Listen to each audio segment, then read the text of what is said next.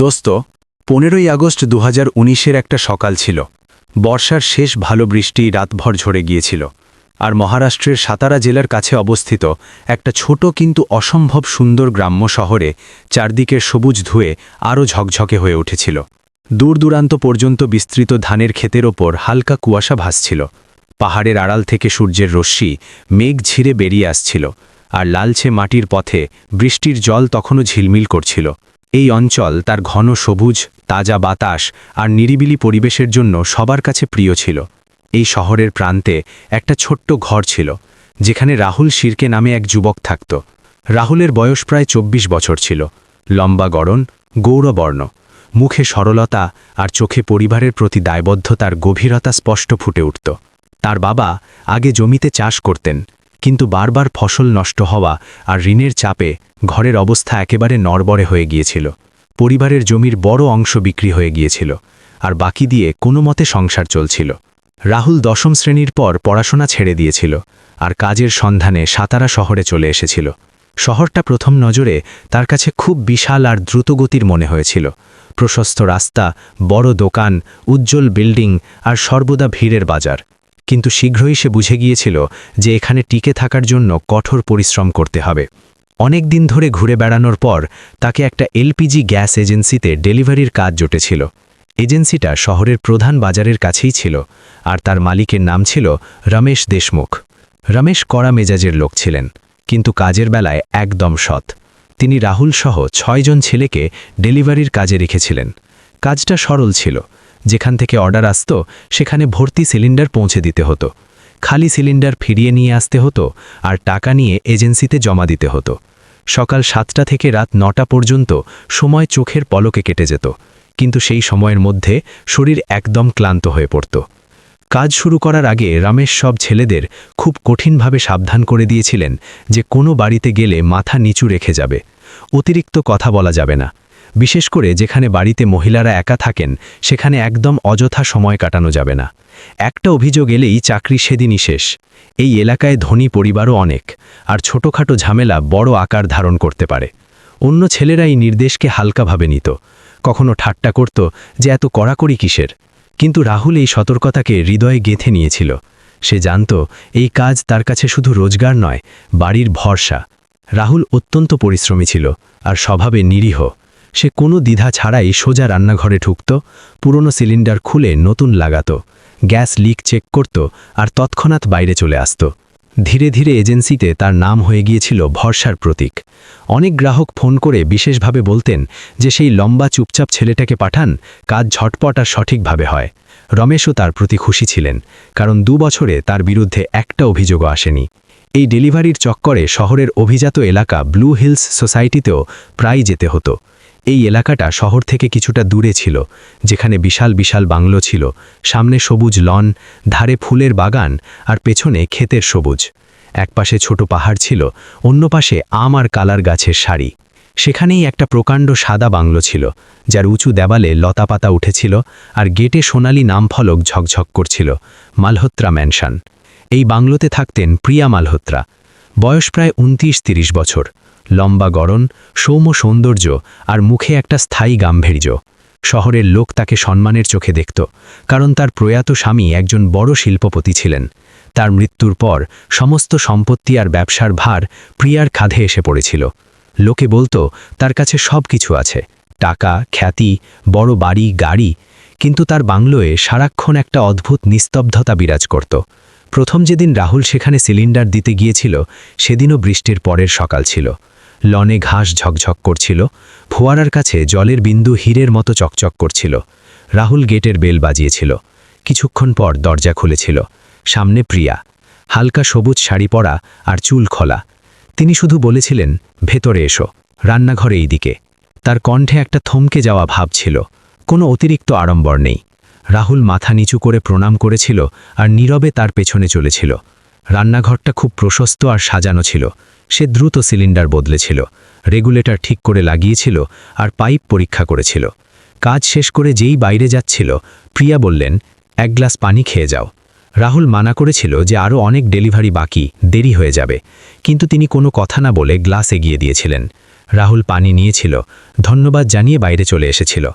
সেদিন তার কোনো বিশেষ অনুভূতি হয়নি, শুধু এতটুকু মনে হয়েছিল যে এই বাড়িটা অন্যান্য বাড়ির থেকে আলাদা, অত্যন্ত বড়, অত্যন্ত নীরব।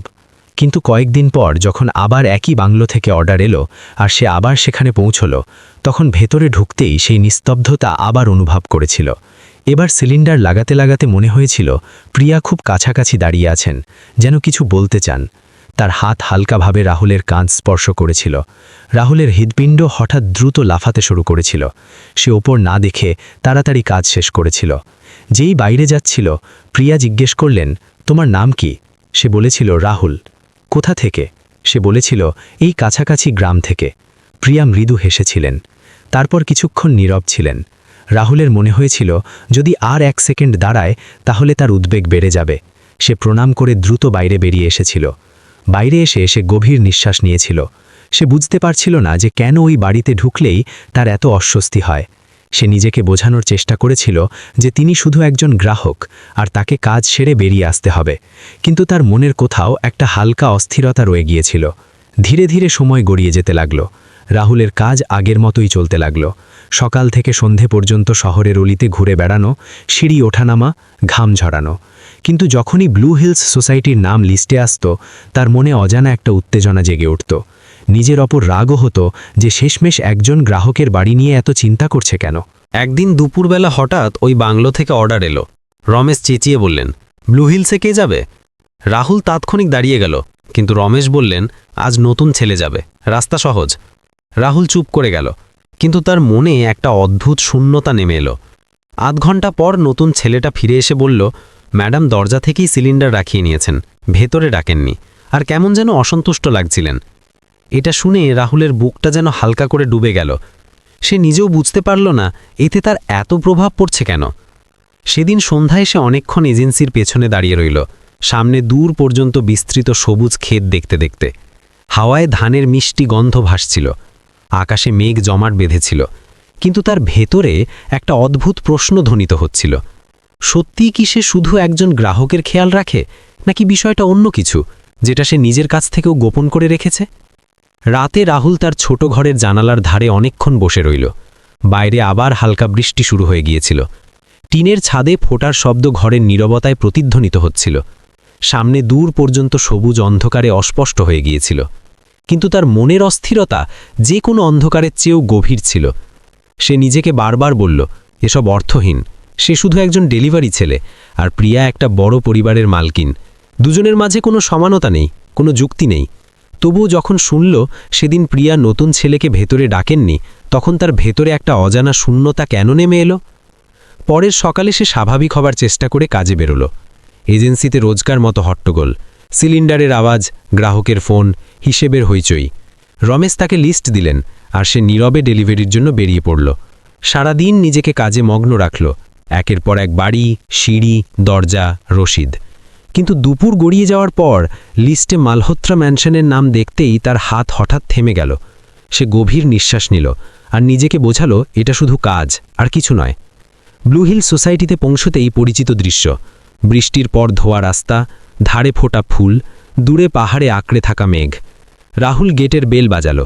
এবার দরজা একটু দেরিতে খুলল। প্রিয়া সামনে দাঁড়িয়ে, কিন্তু মুখে আগের মতো স্থির শান্তি নেই, কেমন যেন ক্লান্ত দেখাচ্ছিল। ভেতরে এসো, তিনি আস্তে করে বললেন। রাহুল মাথা নিচু করে প্রণাম করে রান্নাঘরের দিকে এগোলো। সিলিন্ডার বদলালো, পাইপ পরীক্ষা করল, কাজ শেষ। বাইরে যাওয়ার মুখে প্রিয়ার কণ্ঠ ভেসে এলো, রাহুল 1 মিনিট থামো। তার পা থমকে গেল, বুকের ধরফরানি বেড়ে গেল। ঘুরে দেখল প্রিয়া দরজার কাছে দাঁড়িয়ে, চোখে এবার ভিন্ন কিছু, যেন কোনো প্রশ্ন, কোনো অভিযোগ। সেদিন তুমি কেন আসনি? তিনি সরাসরি জিজ্ঞেস করলেন। রাহুল কিছুক্ষণ নীরব। সত্যি কথা তো বলা যায় না যে তার খারাপ লেগেছিল, সে অস্থির হয়ে পড়েছিল। শুধু বলল, মালিক অন্য ছেলেকে পাঠিয়ে দিয়েছিলেন। প্রিয়া মৃদু হাসলেন, কিন্তু হাসিটা পূর্ণ হল না। তারপর আস্তে করে বললেন, আমি তাকে ভেতরে ডাকিনি। রাহুল প্রথমবার তার চোখে চোখ রাখল। মনে হলো তিনি কিছু বোঝার চেষ্টা করছেন। সে আস্তে করে জিজ্ঞেস করল, কেন?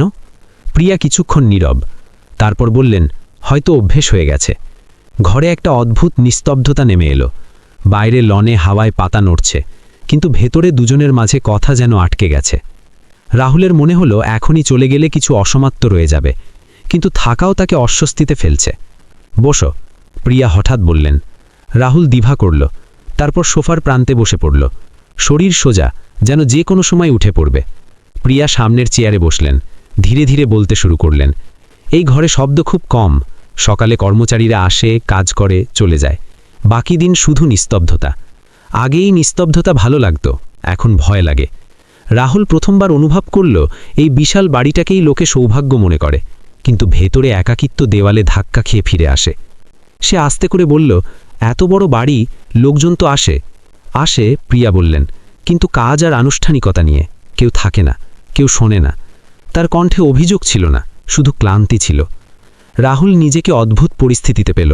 সে একটা সাধারণ ছেলে, কিন্তু এই মুহূর্তে কারো কাহিনী শুনছে, কারো একাকিত্বের সাক্ষী হচ্ছে।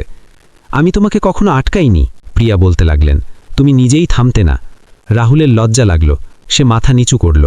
সে সব সময় দূরত্ব বজায় রেখে চলত, ভয়ে, সম্মানে, নিজের সীমা মনে রেখে, কিন্তু আজ মনে হলো হয়তো প্রয়োজনের চেয়ে বেশি দূরত্ব তৈরি করে ফেলেছে।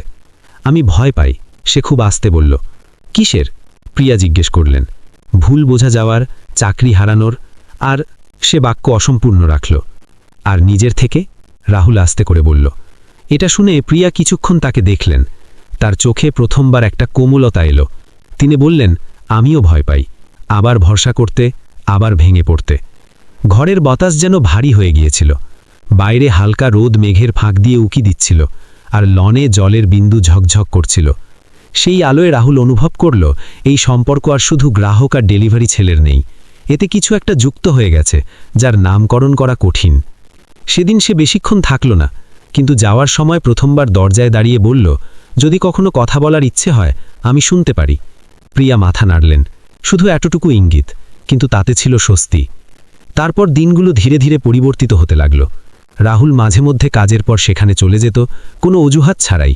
কখনো চা খেত, কখনো লনে দাঁড়িয়ে পাহাড়ের দিকে তাকিয়ে কথা বলতো। প্রিয়া আর আগের মতো নীরব থাকতেন না। কলেজের দিনের কথা বলতেন, অপূর্ণ স্বপ্নের আলোচনা করতেন, আর কখনো শুধু নীরবে বসে থাকতেন।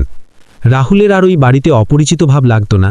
সে ছোটখাটো কাজও করে দিত, যেমন বাগানের নষ্ট লাইট ঠিক করা, গেটের আটকে যাওয়া খিল খুলে দেওয়া। তার খেয়ালই হয়নি কখন সে ওই বাড়ির অংশ হয়ে গেছে। কিন্তু ফেরার সময় প্রতিবার তার মনে ভয় জাগত, কেউ দেখে ফেললে, এজেন্সিতে খবর পৌঁছে গেলে, লোকে ভুল অর্থ করে নিলে। তাদের সাক্ষাৎ এখন আগের চেয়ে কম, কিন্তু আরও গভীর হয়ে গেল। তারা লনে বসে দীর্ঘ আলোচনা করতেন, কখনো শহরের বাইরে ক্ষেতের দিকে গাড়ি চালিয়ে যেতেন, যেখানে দূর পর্যন্ত বিস্তৃত সবুজের মাঝে বাতাস পরিষ্কার আর মুক্ত থাকত। সেখানে দাঁড়িয়ে রাহুলের মনে হতো, জীবনটা মানুষ যতটা জটিল করে তোলে, আসলে ততটা নয়। এক সন্ধ্যায় যখন আকাশ একদম নির্মেঘ ছিল আর পাহাড়ের পেছনে সূর্য অস্ত যাচ্ছিল, প্রিয়া আস্তে করে বললেন, রাহুল, যদি আমরা এই পদক্ষেপ নিই, তাহলে আর পিছনে ফিরে তাকানো যাবে না। রাহুল তার চোখে চোখ রেখে বলল, আমি পিছনে ফিরে তাকাতেও চাই না, যদি সামনে তুমি থাকো। এটা প্রথমবার ছিল যখন দুজনেই মনের কথা সরাসরি বললেন। কোনো নাটকীয়তা নেই, কোনো প্রতিশ্রুতি নেই, শুধু সত্য। এখন আর প্রশ্ন ছিল না যে সে ভরসার সঙ্গে দাঁড়ানোর সাহস রাখে কিনা। সে সিদ্ধান্ত নিয়ে ফেলেছিল যে পথ যত কঠিনই হোক না কেন, সে পালাবে না। কারণ কিছু সম্পর্ক আচমকা জন্ম নেয়, কিন্তু সেগুলোকে টিকিয়ে রাখতে সাহস দরকার। আর রাহুল মনে মনে সেই সাহস সঞ্চয় করে ফেলেছিল। সেই সিদ্ধান্তের পর তার ভেতরে একটা অদ্ভুত শান্তি নেমে এলো। ভয় পুরোপুরি লোপ পায়নি, কিন্তু এখন ভয় আর নির্দেশ দিচ্ছিল না। সে জানত, যদি সে পিছু হটে, তাহলে শুধু একটা সম্পর্ক নয়, নিজের আত্মসম্মানও হারিয়ে ফেলবে। পরের সপ্তাহেই তার শহরের একটা বড় গুদামে চাকরি হয়ে গেল, যেখানে স্টক ব্যবস্থাপনার কাজ করতে হবে। বেতন একটু ভালো ছিল, আর সময়ও নির্ধারিত। সে এজেন্সির কাজ ছেড়ে দিল। রমেশ বিদায়ের সময় শুধু বললেন, পরিশ্রমী ছেলে ছিল, যেখানেই থাকুক উন্নতি করবে। রাহুল ধন্যবাদ জানালো, কিন্তু তার মনে সবচেয়ে বড় স্বস্তি ছিল যে এখন সে প্রিয়ার সঙ্গে কোনো ভয় ছাড়াই সাক্ষাৎ করতে পারবে। যখন সে প্রিয়াকে এই সংবাদ দিল, তিনি কিছুক্ষণ নীরব রইলেন। চোখে আনন্দও ছিল, উদ্বেগও ছিল। তিনি জিজ্ঞেস করলেন, এই সিদ্ধান্তটা শুধু আমার জন্যে নিয়েছ তো না? রাহুল স্পষ্ট করে বলল, না, এটা আমার নিজের ভবিষ্যতের জন্যও প্রয়োজন ছিল।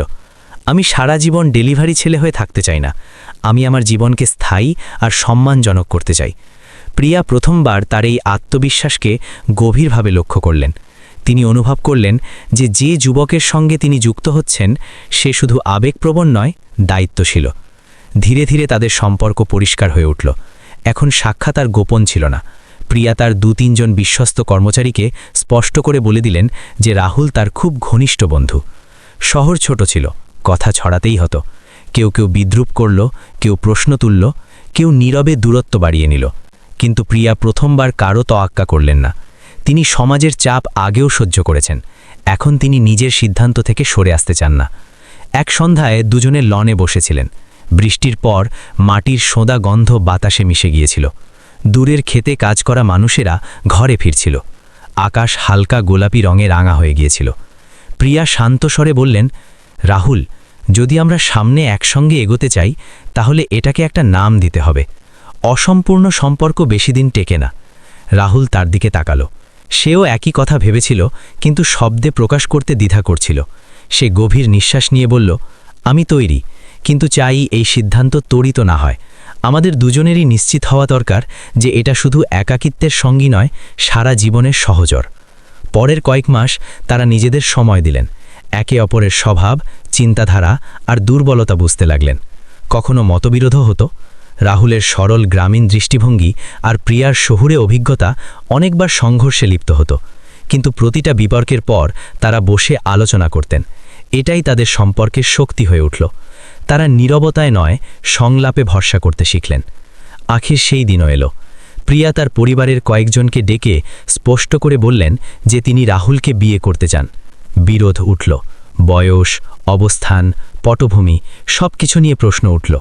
রাহুল মাথা নিচু করে সব শুনল। সে তর্ক করল না, তার দারিদ্র্যের প্রতিরক্ষা করল না।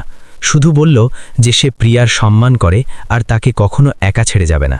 তার কথায় কোনো ভান ছিল না, শুধু সত্য ছিল। হয়তো সেই সত্যই ধীরে ধীরে বিরোধের স্বর কমিয়ে দিল। তারা খুব সরলভাবে বিয়ে করল।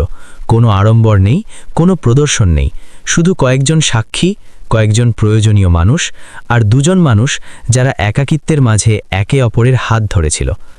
যখন প্রিয়া সেই সাদা বাংলোর দোরগড়ায় রাহুলের সঙ্গে পা রাখলেন, তখন বাড়ির নিস্তব্ধতা যেন ছিন্ন ভিন্ন হয়ে গেল। দেওয়াল একই, মেঝে একই, লন একই, কিন্তু পরিবেশ পুরোপুরি বদলে গিয়েছিল। এখন আর প্রতীক্ষা নেই, সান্নিধ্য আছে। সময় গড়িয়ে গেল। রাহুল তার কাজে পরিশ্রম অব্যাহত রাখল আর ধীরে ধীরে গুদামের কাজ থেকে ব্যবস্থাপনার দায়িত্ব নিতে লাগল। প্রিয়াও তার ব্যবসা প্রসারিত করলেন। তারা সকালে একসঙ্গে চা পান করতেন, সন্ধ্যায় লনে ঘুরতেন, কখনো কাছের পাহাড়ে গাড়ি চালিয়ে যেতেন। জীবন এখন হট্টগোলে নয়, সামঞ্জস্যে ভরা ছিল। কখনো কখনো রাহুল পিছনে ফিরে ভাবত, যদি সেদিন ভয়কে জয় না করত তাহলে হয়তো সে আজও কোনো অলিতে সিলিন্ডার বহন করছে, আর সেই সাদা বাংলোটা এখনও নিস্তব্ধতায় ভরা থাকত। আর প্রিয়া যখন লনে দাঁড়িয়ে দূরের সবুজ ক্ষেত দেখতেন, তখন তার মনে পড়ত যে একসময় এই দৃশ্যই তাকে শূন্যতা অনুভব করাত, কিন্তু আজ সেই সবুজই তাকে পরিপূর্ণতার অনুভূতি দেয়। তাদের কাহিনীতে কোনো অলৌকিক ঘটনা ছিল না, কোনো সিনেম্যাটিক মোড় ছিল না, শুধু দুজন মানুষের সাহস ছিল যারা সমাজের স্তর অতিক্রম করে একে অপরের সত্যকে দেখেছিল। তারা শিখেছিল যে ভরসা আকস্মিকভাবে জন্ম নিতে পারে, কিন্তু তাকে ধারণ করে রাখতে ধৈর্য, সম্মান আর অটলতা প্রয়োজন। এখন সেই বাড়িতে নিস্তব্ধতা আর প্রতিধ্বনিত হয় না।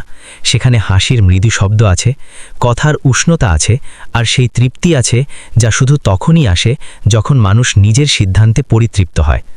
রাহুল যে ভরসার সঙ্গে দাঁড়ানোর প্রতিজ্ঞা করেছিল, সেটাই শেষ পর্যন্ত তাকে সেইটাই দিয়েছে যার অনুসন্ধানে ছিল, শুধু প্রেম নয়, একটা পূর্ণ জীবন। দোস্ত, যদি এই কাহিনীটা তোমার হৃদয় স্পর্শ করে থাকে তাহলে ভিডিওটা লাইক আর শেয়ার করতে ভুলো না।